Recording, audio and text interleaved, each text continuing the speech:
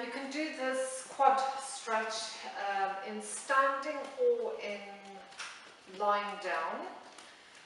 If you were going to do standing, you would tell people to maybe use a wall and stuff, especially if their balance is a bit iffy.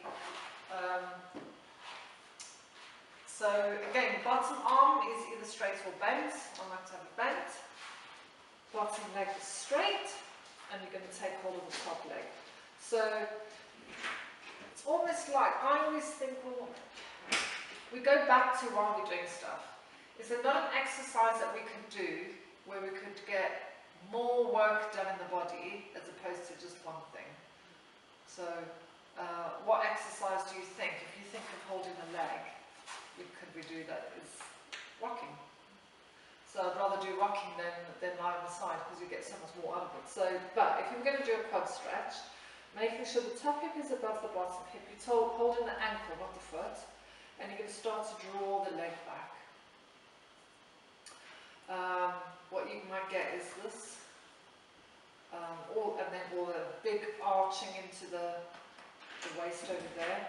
Again, kicks, you'd get a stretch of that one, a little bit more work. So I don't actually teach this very much, but it is on YMCA's list. What people might do is try and push the heel into the bum.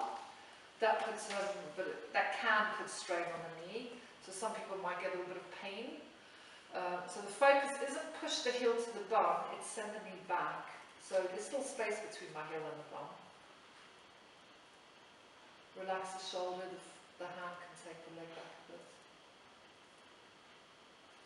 And then they do the other side. Relax it up, much rather go and do rocking. Yeah.